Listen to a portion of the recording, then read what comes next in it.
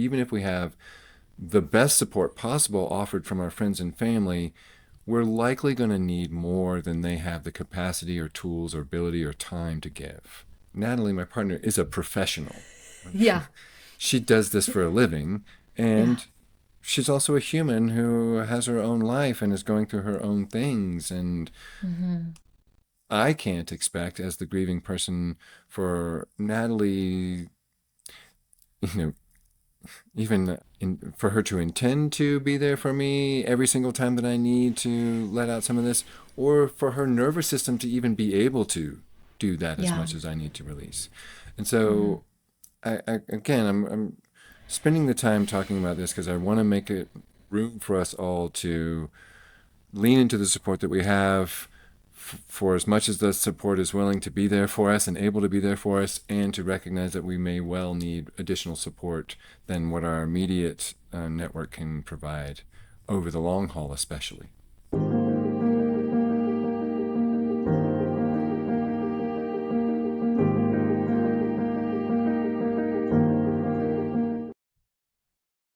Hey, welcome back.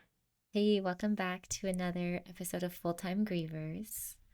Yeah. And this week we were wanting to get into talking about when the support drops off.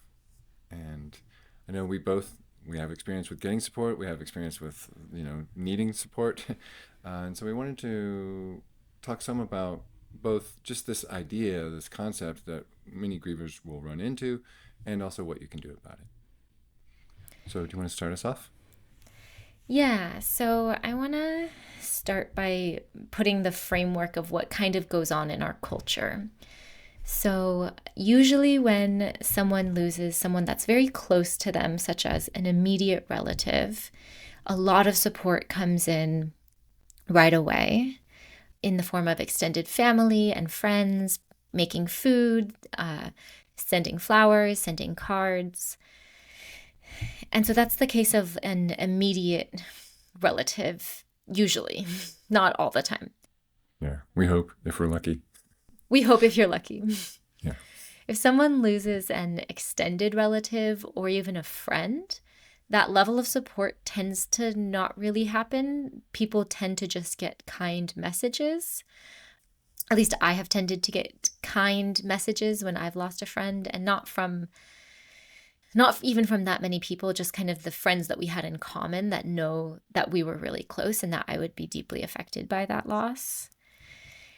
And in both of these situations, there's kind of this like 4-week timeline where the intense rush to support tends to wean, and then there's 6 weeks, and then there's 6 months, and there's usually nothing after 6 months except for the occasional super well informed person who will ask when they see you on Christmas, "Hey, how are you doing? I know it's your first Christmas without so and so."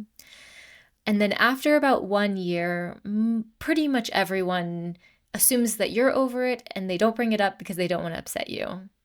And they don't talk about that loss of yours anymore. And you're left to be with it almost invisibly.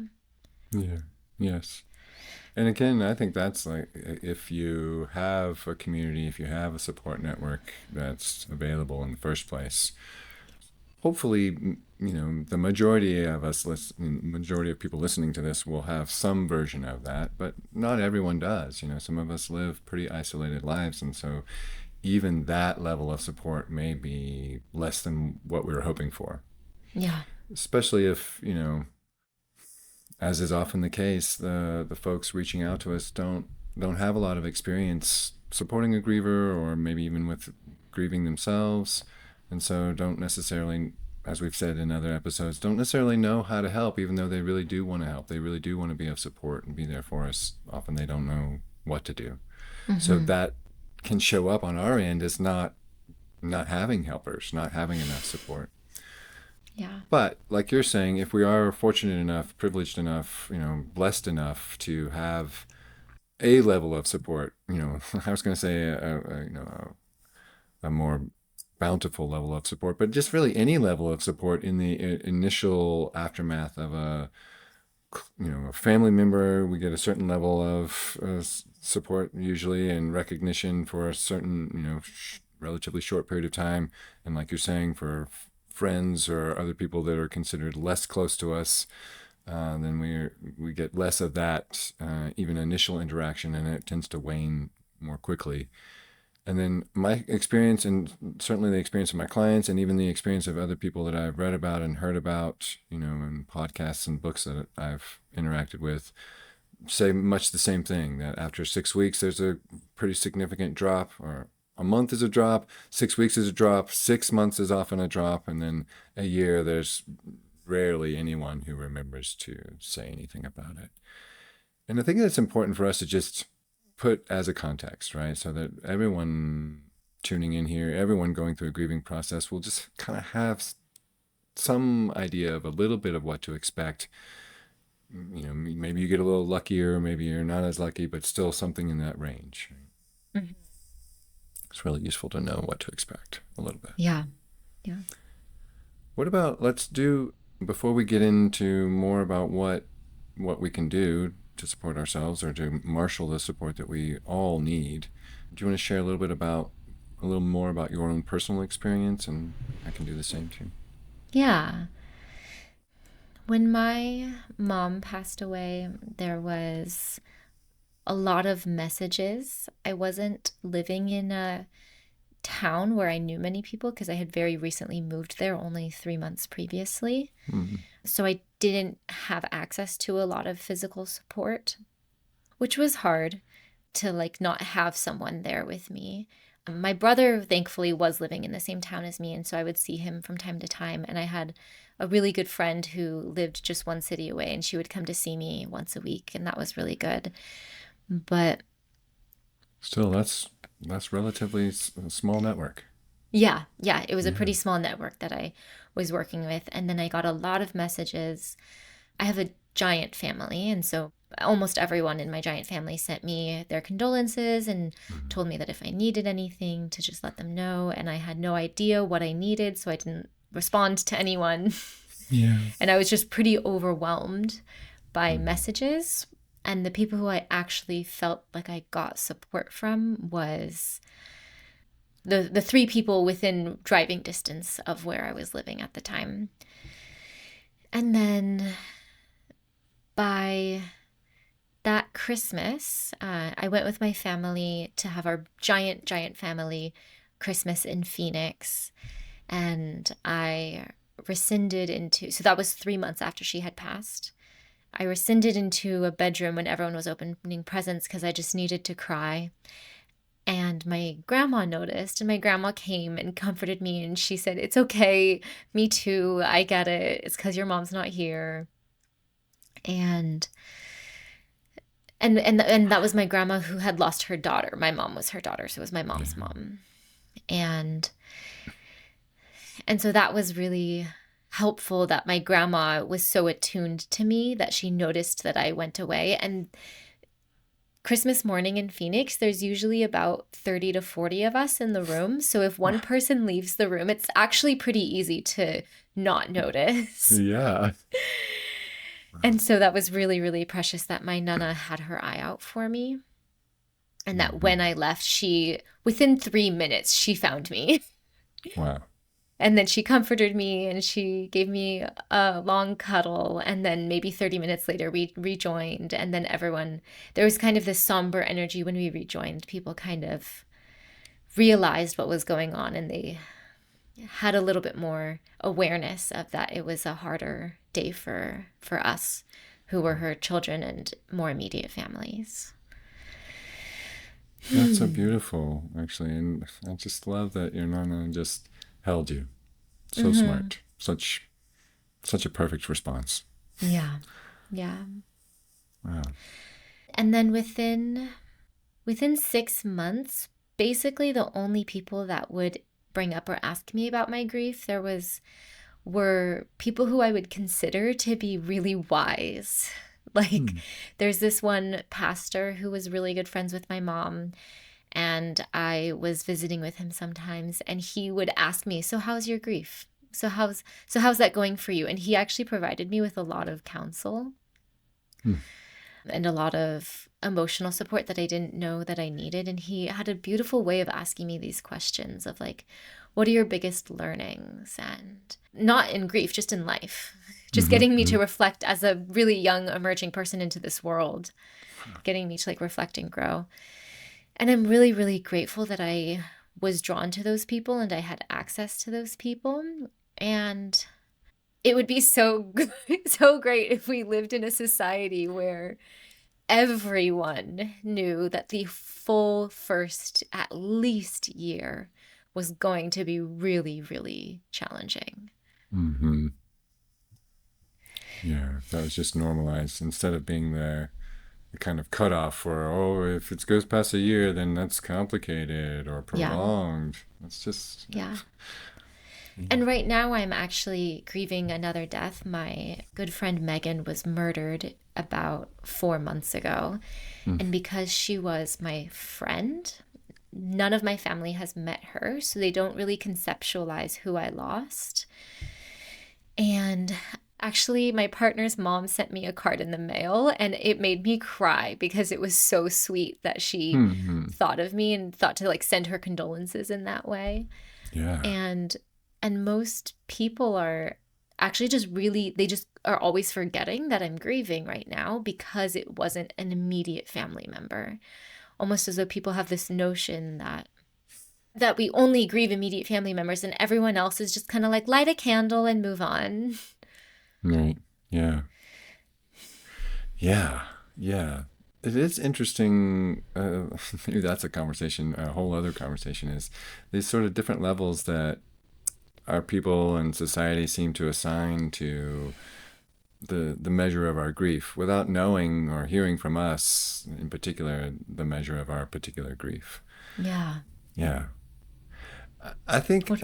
since you put it that way, that recontextualizes some of my own story. I'll share more in a minute, but Yeah. that really lands with me. I'm Mm-hmm. so glad you said that. Thanks.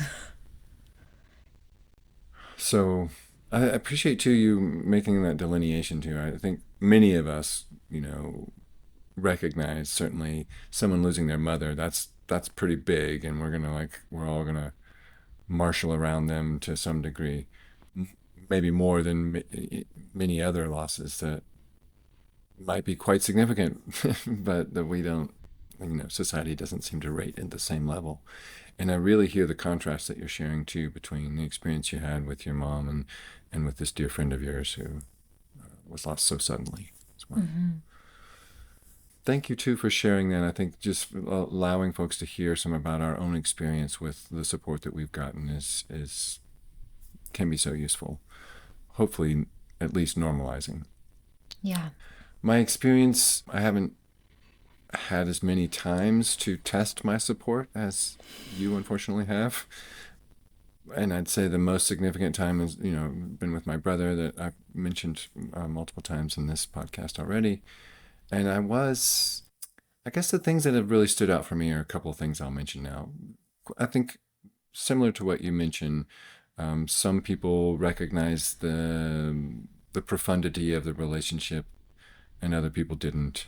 And I think that is something that is significant that maybe I underestimated in some of the responses I got, even up to this very moment. And hearing your story, it's really like I say, it's recontextualizing some of what I experienced.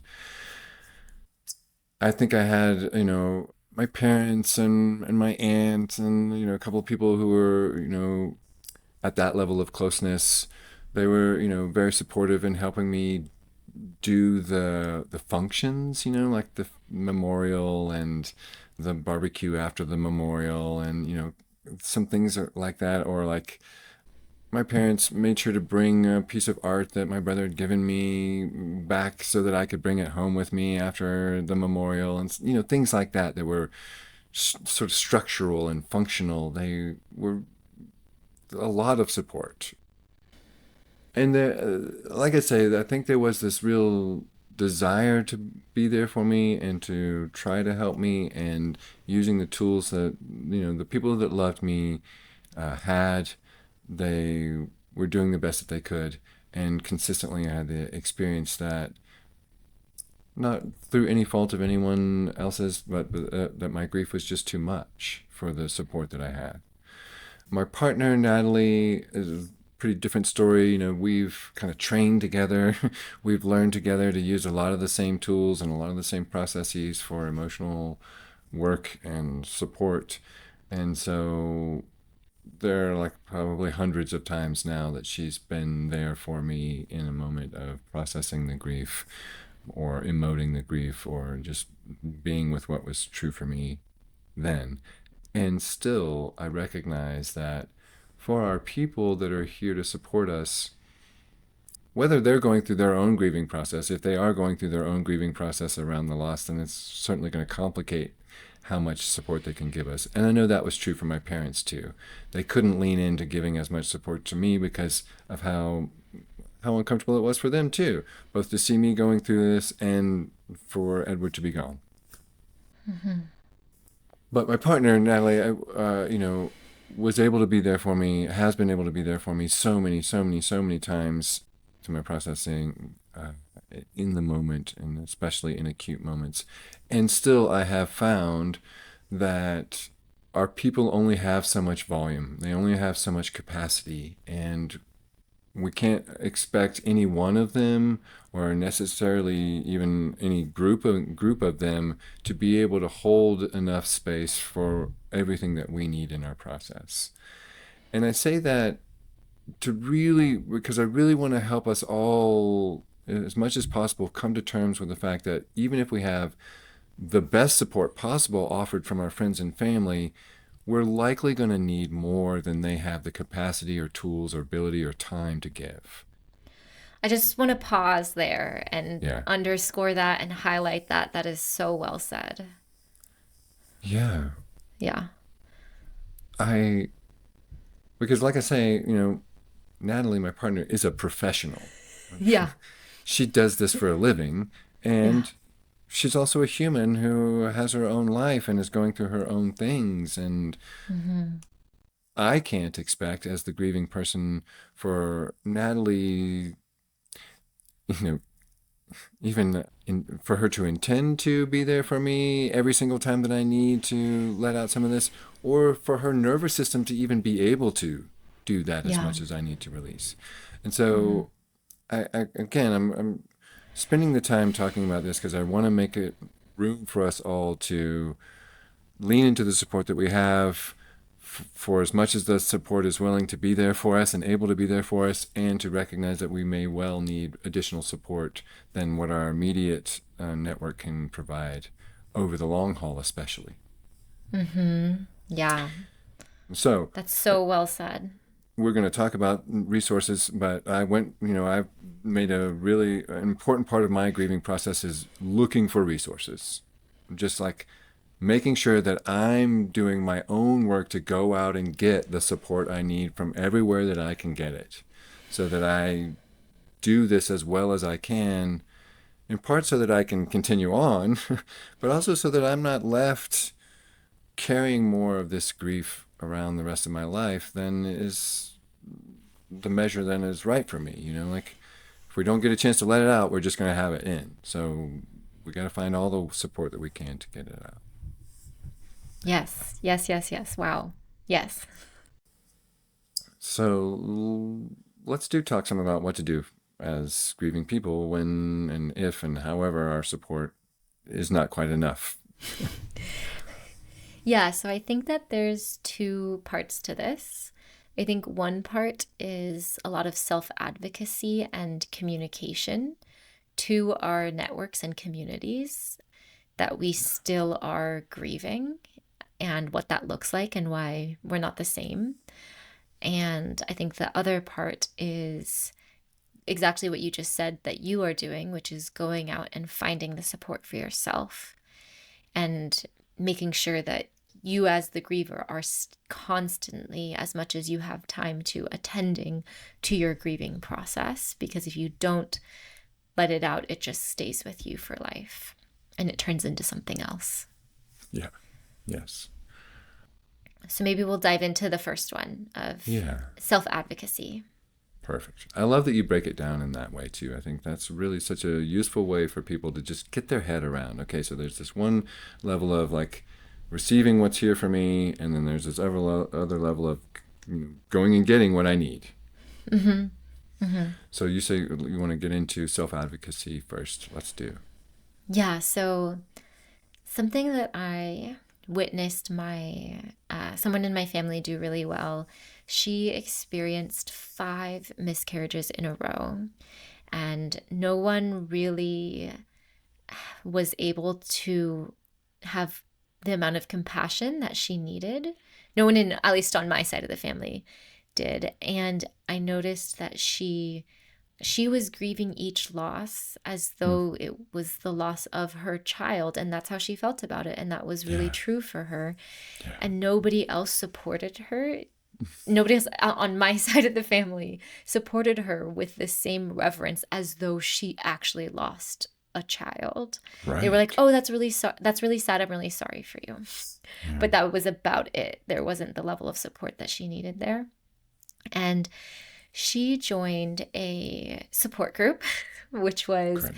for parents who lost babies to miscarriage specifically. So it was a Brilliant. super specific support group for exactly what she went through. And she started to really grieve out loud, which got people to understand that she was grieving. So Yeah. she named each of her children who she lost, and she Oh, got a shirt that said all of their names on it. I love it. And she would wear it to every family function. Good. And Yeah. it was forever in my heart. And it was the names of all of her children who she had lost. Oh, I love that. What a powerful level of self advocacy. He's so And powerful. I appreciate you bringing this example up too, because that's another context in which people are likely to get less support when they're going through a grieving of a miscarriage. Yeah. It's a great, really powerful example. Mm-hmm. And then in the support group had a group ceremony that was almost like a group funeral for all of the babies that all of them in the group had lost.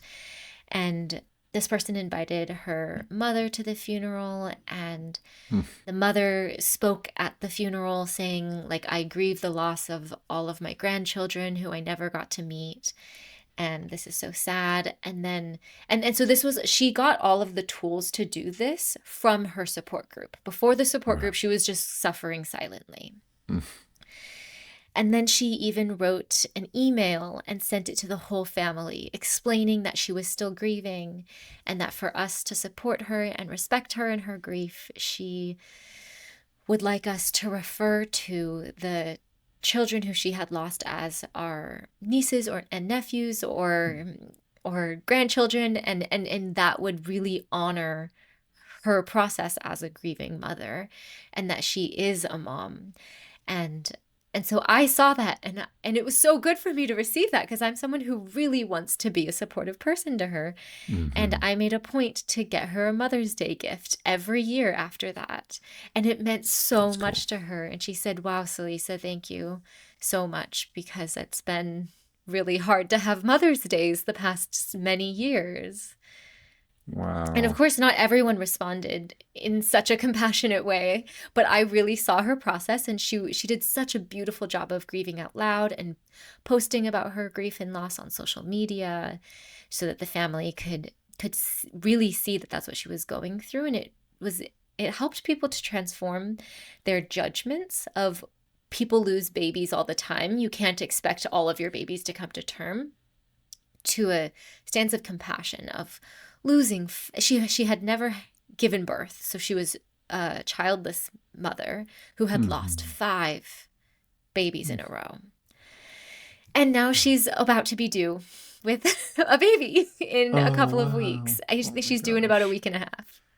And she's pregnant, and it's very, very, very likely this one. None of her other pregnancies ever made it this far. So there is good news at the end of the grief Oh my tunnel gosh. story. Wow. This conversation is really, I think I've said wow like 75 times in this conversation because you just like keep blowing me away. Yes. Oh man, that's incredible. That level of self-advocacy is really inspiring. I want to underscore a couple of things there because I just want to make sure that people are able to take away going and finding a group. We've said this before, we'll say it again however many times we need to, but finding a group that is right for you, especially a specific group that knows what you're going through specifically, not just loss, not just, traumatic loss or sudden loss, but, of, in this case, miscarriages, children that if she was going to have and didn't get to have. Like that is such a specific loss. And so getting to be with other people who have experience with that specific loss, I think can be of tremendous value for any one of us in a grieving process. So underscoring that, but then also like taking some of the resources, taking some of the ideas that you get from the support that you get, whether it's from a group or from a book or from a podcast, and we'll say more about those, but in just a second. But like taking those resources and enacting them, using them, making them part of your process. And then I hear further this like advocating for the role. Like I want to be seen as still grieving. I want to be seen as, the mother that I was going to get to be, and I don't have my babies here, but I'm still the mother of those children. And really like advocacy or advocating is really the best word, but I want to say even like arguing for our place, arguing for our right to get to still have the grief that we're processing. Yeah. I've chosen to do that. I've done that. I've been unable to stop myself at times from doing that. And I think that level of just showing up authentically in our grieving is another piece that I want to underscore in what you're sharing in your example. But I've heard my children say, even my partner say, wow, we didn't realize until we saw you grieving in the way that you have and what you've shared with us, we didn't know how big of a loss it was for you until my children didn't get to meet Edward, and so each of them have their own sort of like coming to terms with what it has meant to me and who this person is and has been. My eldest got to meet him, but not all the children. This episode is brought to you by the Center for Emotional Education and Sacramento Reiki Center, where we support full-time grievers every day. Many of our clients have tried everything and it still hasn't been enough. After our work together, they gain the tools and skills that they need to navigate their grief on their own. You can get more information at sacramentoreikicenter.com and centerforoemotionaleducation.com. So again, being obvious, being seen, allowing ourselves to be authentic in our grief. And I'll go even further and say, I think ways that we can do that now are things like writing an email to our people, things like, you know, letting ourselves have the emotion that we're having in front of our people, things like even posting memorials or commemorative posts or grieving posts on social media so that our larger network sees this is where I am with this. This is still where I am with it. This is where I am today with this, as a way to show up authentically and as a way to kind of advocate for the space we continue to need. Really love that example you And gave. that takes so much courage. I don't want to Yeah, underestimate the amount of bravery that it took for this family member of mine to advocate for herself in that way. it's incredible. And to just be, for anyone to be vulnerable to post on social media at all about Yeah, something other than a happy go lucky, look at my perfect life post yeah, is really vulnerable. And the reward of that vulnerability is people being more closely connected to your current process. And then you'll be able to tell from that who is the right person to continue to talk to about it and who yeah, isn't, because not yeah. everyone is going to be. And to try to make them is not going to work. Right. Yeah. Well, and there's a way in which, like there's a level of advocating for ourselves, like this, like telling our people and asking for our people to see us where we are in our grieving process. But then something like a post, you know, it does, and that requires a lot of courage. And something like a social media post also requires a ton of courage. And there's this sort of, I don't know, side benefit of something like that where if you make a post about it, yes, you're marshaling the courage, and there's a level of advocacy, and you're absolutely showing up, authentically in, where you are with your grief, all of which I think are useful in terms of marshaling the support that we want to see. But also, something like that is a way to process, a way to let out a little bit, a way to stay in the processing and the releasing of the grief for ourselves. So even though it 100%. does take a lot from us, it can also be a way out for some of Yeah. that emotion. Almost as though it's inviting the witness.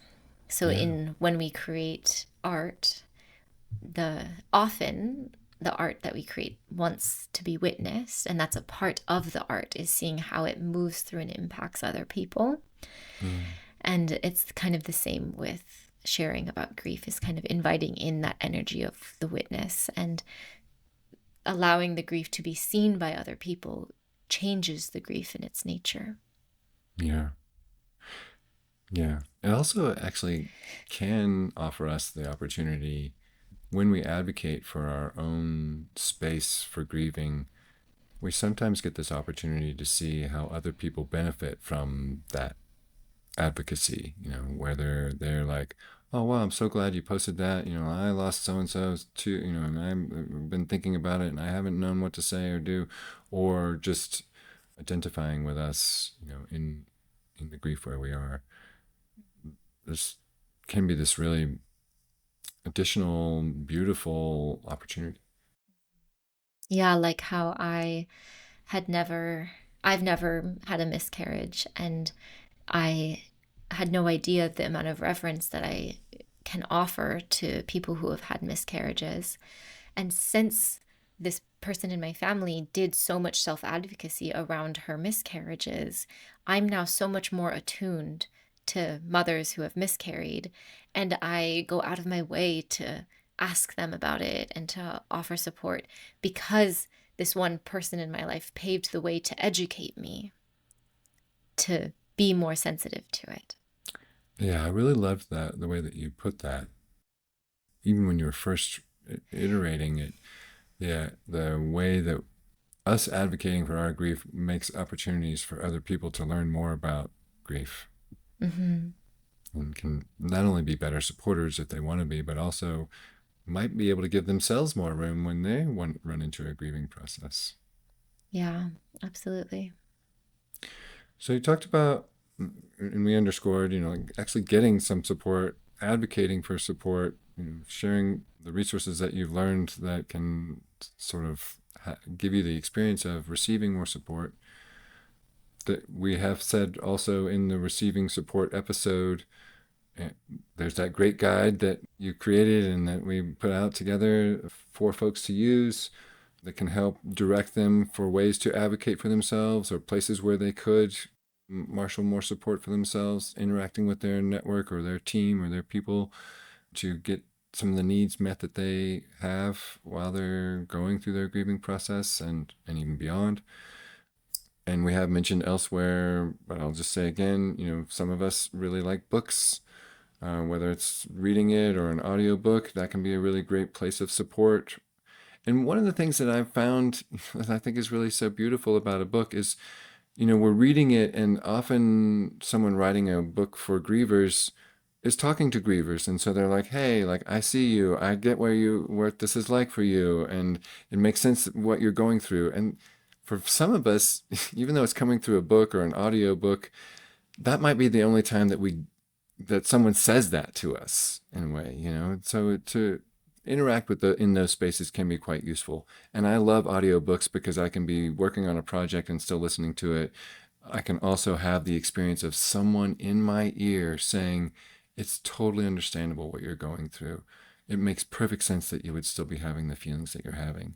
And that's like, right into my brain. So useful, right? Also Ear to podcasts. brain.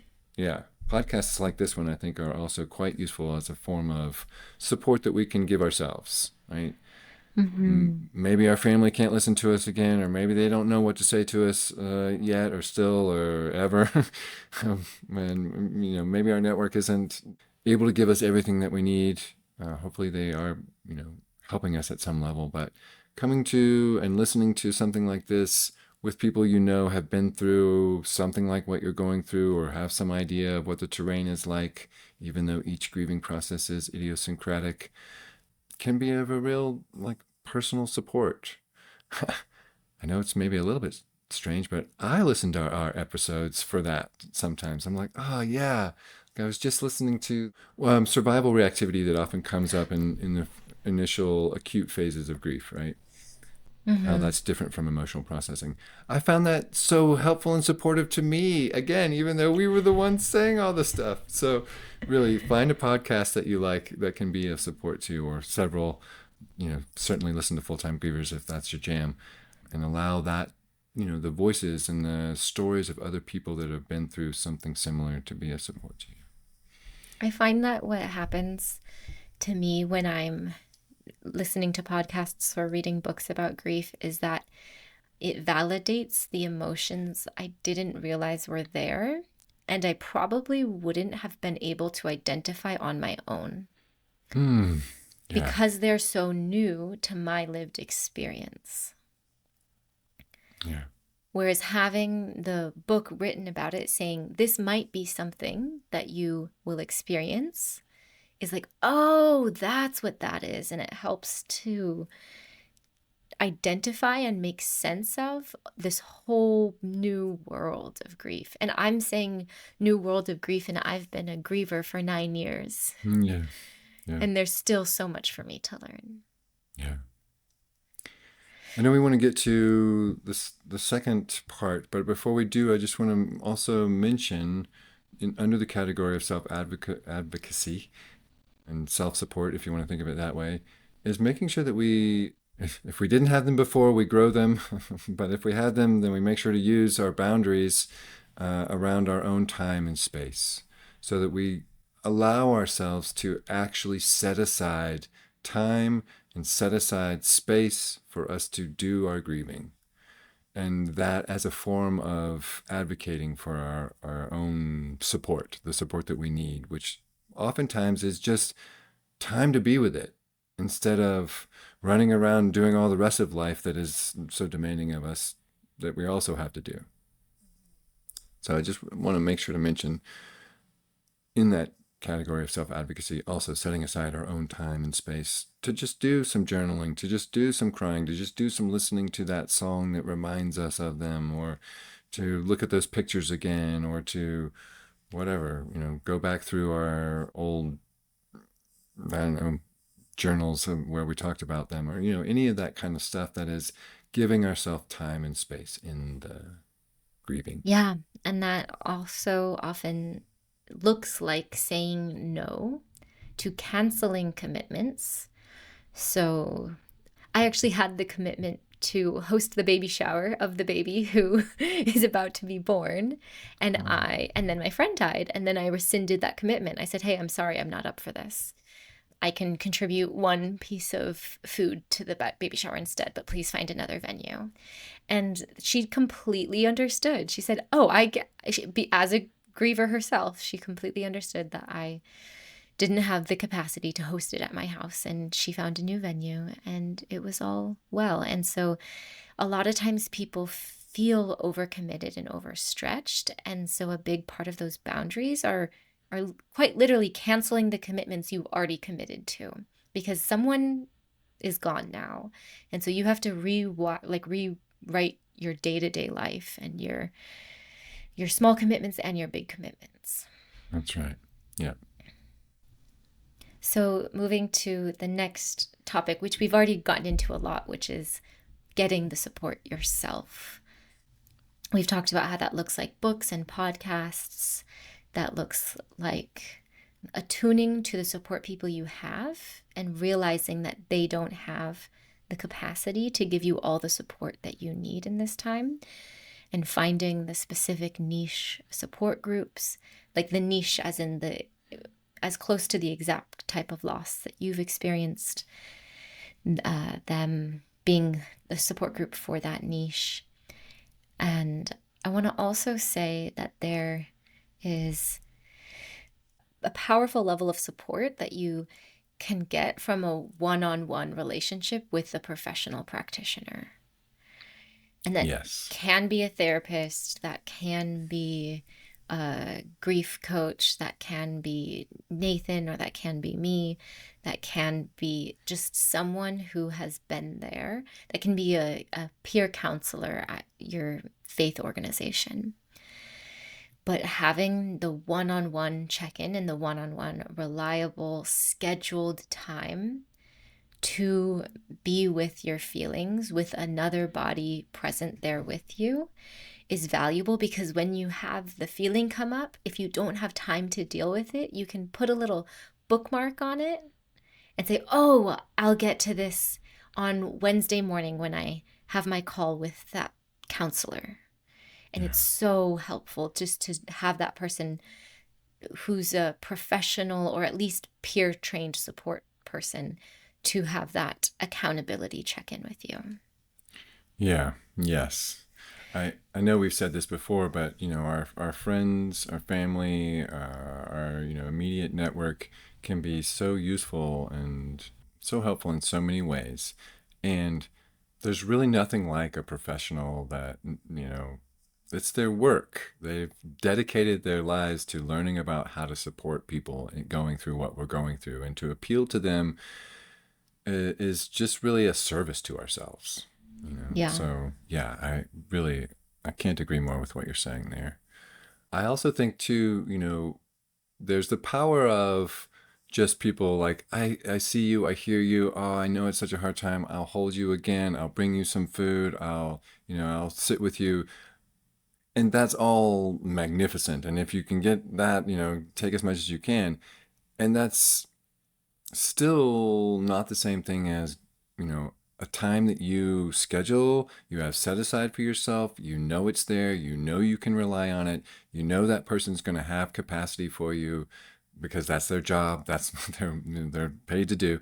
That they're going to offer you the kind of support that is right for you, because that's part of the agreement you make with them. They're not going to be like, just don't think about it, or well, forget about them and just burn all their stuff and give away and just move on, have a better. They're never going to do that kind of bright siding stuff that sometimes comes from our other networks and can be a glancing blow, if not something pretty uncomfortable for us to sit with while we're trying to get support from our people. So, if you're able to at all in any capacity, I definitely recommend finding a professional, along with a group, along with the other support that you're getting, so that you give yourself the best chance of getting through this in the healthiest, most useful way for you possible. I have a friend who has the phrase, I don't need therapy. I have friends. I talk to my friends about my feelings. Yeah. What would you say to that mentality? I think great. Like, definitely do make use of your friends. I'm having a deja vu. Maybe we've actually had this conversation before. And like, if you have those kind of friends, great. And I want to make sure that your friends are there at the time when you want them. Are they always? Probably not. But a scheduled professional person will be. I want to make sure that they actually have tools that will be of support to you. Not all friends do. In fact, a lot of them don't. And one of the things that friends are often famous for, even though they're trying to be there for us, they're trying to be there with us, is they go, "Oh yeah, I know what that's like," and then we spend an hour talking about their thing instead of what we came to them with. Friends often, because they're wonderful people, they're amazing in all the ways they are, but they've focused on the things that they've focused on in life, and many of them haven't focused on learning about emotional tools. So they don't actually have a whole tool shed of tools to bring to the conversation. They have one or two, like, maybe they know to put an arm around you, maybe they don't. That's a great one. Maybe they know to say, "Oh, I really get it." Maybe they don't. Most of them, in my experience, tend to have a lot of tools in the area of they're in a better place. I'm sure, they wouldn't want you to be so upset. It's gonna be all right. You should look on the bright side. All the things that are attempting to be supportive, but usually wind up for the griever landing like, please don't talk about this anymore. Can we Yeah. please just move on? And that's a friend trying to be friendly, trying to be helpful. There are also those friends who are just like, we don't want to talk about that. Let's go party. Like, why are you such a downer all the time? Just get over it. And so, Mm-hmm. I don't know. If you have the kind of friends, especially if your friends are like really do have the tools and they're willing to share them with you, great, lean into that. But if they do have those tools, they're likely also a professional, and you should probably hire them for that, to be quite frank. Yeah, I realized that most of my relationships were therapeutic, where I was therapeuticing my friends, and then I was trying to figure out why that was. And then I realized it was because I was being so supportive to them, and it was really causing me to have burnout in my friendships and my professional workload. And then I decided to put a boundary up to the point where I wasn't going to therapeutize people, my friends anymore. I was going Mm. to, if they wanted to talk, I would listen.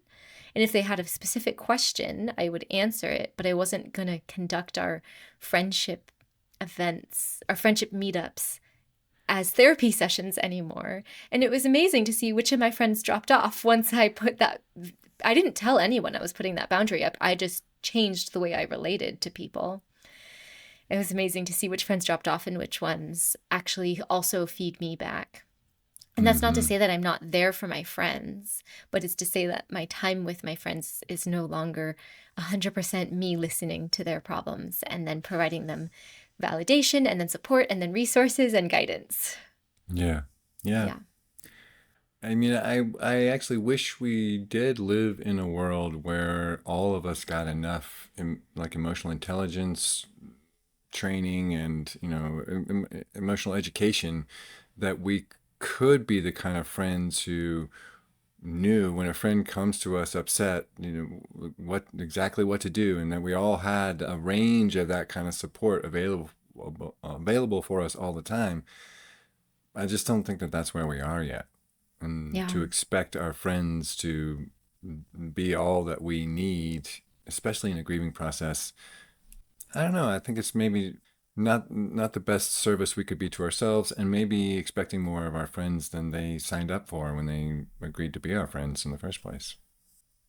I don't know. It's a kind of, I think that's a layered consideration. For me, I will say easily, my friends are great, and you didn't hear me mention my friends in my grieving process.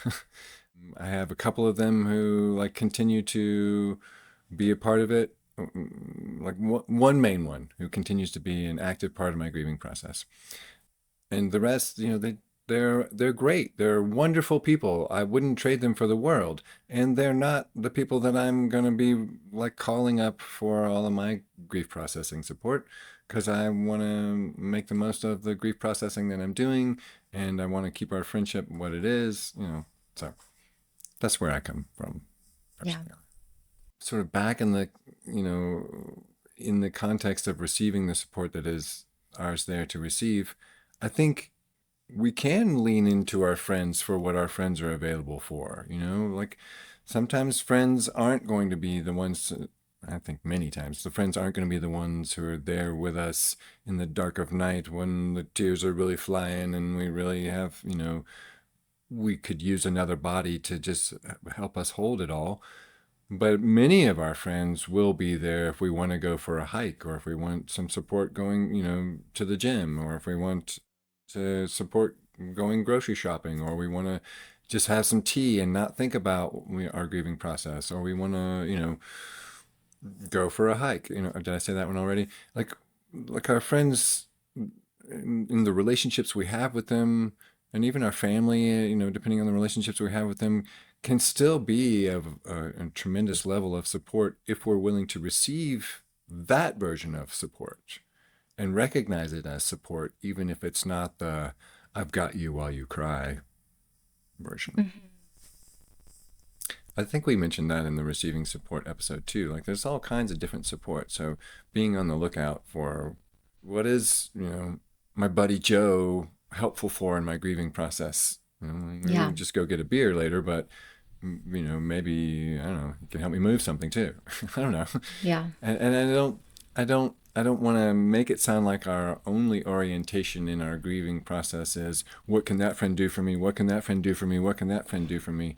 But we're going through a lot. We're channeling a lot. There's a lot of energy that we're working with. And so any amount that we're willing to allow ourselves to lean into where we can receive support, I think is useful for us and for our people, Mm-hmm. really.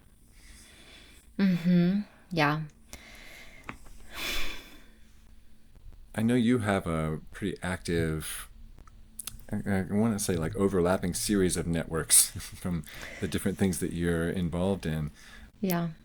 But have you had the experience of friends, friend groups, contacts, or connections you have being of support to you during your grieving, but outside of your actual processing? Yeah, absolutely. Just last week, I get really overwhelmed in like stores, and I had this list of things I really wanted to get from the store. And me and my friend were meeting up to go on a walk with our dogs together, which is a mutually beneficial thing to do. And then, and it was the only sunny day in like this big patch of storm. So we were like, today, we need to go outside today. So we met up and we both got sunshine and exercised together.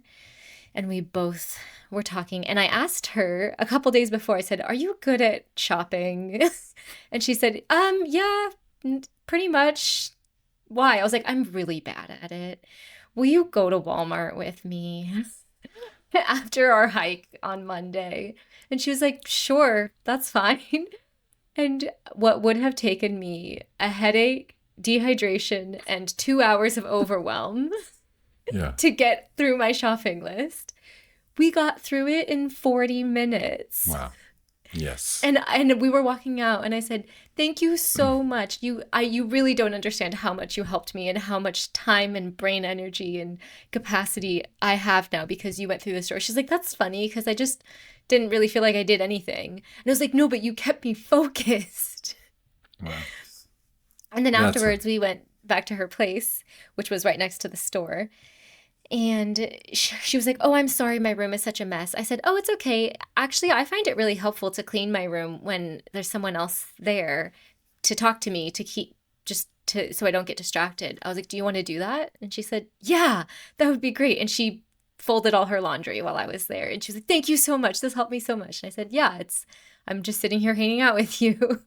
So it was this very mutually beneficial, mutual supportive day that we had together where we were able to accomplish the adult things and get some sunshine and some exercise all in this kind of 4 hour time block that we had together. So that's just one example of receiving support in a way that is effortless for the giver because I'm attuned to my friends and their strengths and my weaknesses. And I know that my weakness is shopping. And so I asked for help and I got it. And yeah. it probably sounds really silly to people who are really good at shopping, but it was so, so relieving for me to have her next to me throughout the store. That's so fantastic. I love the example because it is that sort of mundane level that people might not otherwise think about, right? Mm-hmm. So, oh gosh, thank you so much for sharing that. That's a really, really great example, and I think we'll hopefully get people oriented in just the right direction of like where they can be looking for the support that they need, and Mm-hmm. how to marshal it. Yeah. I think two things are standing out for me that I just want to underscore sort of the bookend of this conversation. One is grieve out loud. Like Grieve let's out loud. let's be seen in our grief, so that people know the kind of support that we need, and also let's allow ourselves to have support. Mm-hmm. We're going through a lot already. I tend not to. I try not to use the "you deserve it" kind of a thing, but I think grieving people deserve support, and the more we're willing to give it to ourselves or allow it for ourselves, the better off we'll be, and the better off all the other people that we love and that we want to be in community with will be too. Mm-hmm. I love that. Thank you, Nathan. Thank you too, Selysa. Hey, thanks for listening to Full-Time Grievers. Please like this video, subscribe, and hit that notification bell so you find out when we release the next episode. If you have thoughts or questions about what we shared, please leave them in the comments below. And if this episode made you think of someone, we invite you to send it to them. They could probably use it. Also, don't forget to get your free Receiving Support While Grieving guide in the show notes below.